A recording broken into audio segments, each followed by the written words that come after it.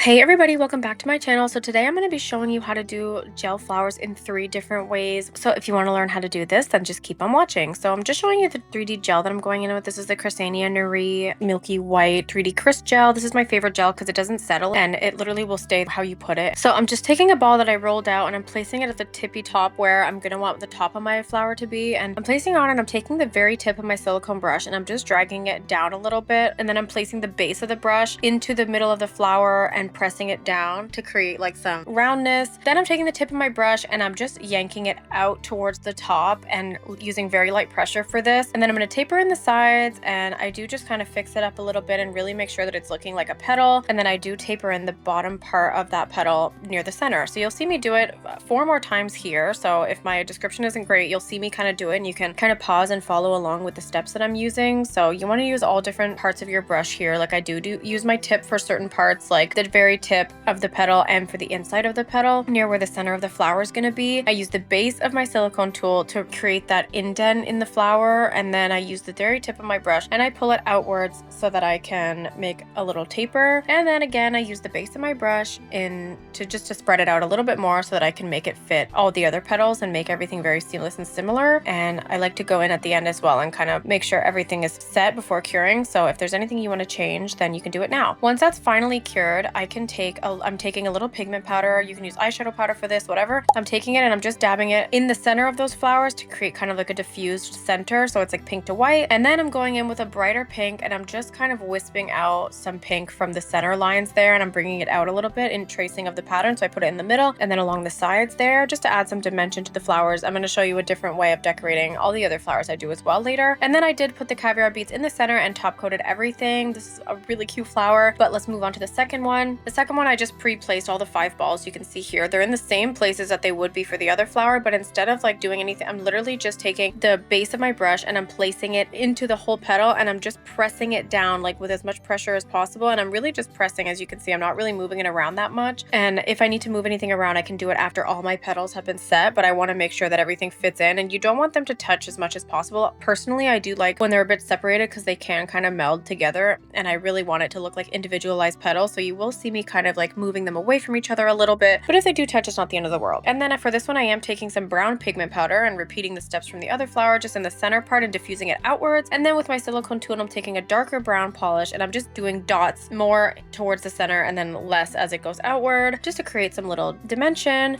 After that's finished, I did top coat and added more caviar beads, and there's this flower number 2. Flower number 3, I wanted to create a hybrid of both, which is kind of like the typical acrylic flower that you remember seeing years ago. This combines both petals from the flowers I just showed you. So the top and bottom petal I did do like bigger petals, and I am doing the same steps from the first flower where I drag out the middle with the tip, I bulk up the middle with the base of the silicone tool, and then I drag out the tip and taper both sides, but the sides on the up and the extreme bottom you want them to be as tapered as possible. And then following the steps of the second flower, I did go in and do the same kind of petals as that on the other 3 balls, which are going to be a bit smaller. And again, you don't want them to touch as much, but they're definitely touching a bit. I did top coat and I put little gems on there, and boom, there you have it. You have these 3 beautiful flowers. You have the typical kind of acrylic flowery dupe, and then you have the little round petals, and then you have like a hibiscusy flower. So I really hope you enjoyed this video, and if you want to see more videos like this, don't forget to comment below and let me know. Thank you so much for watching. I'll see you in my next video. Bye!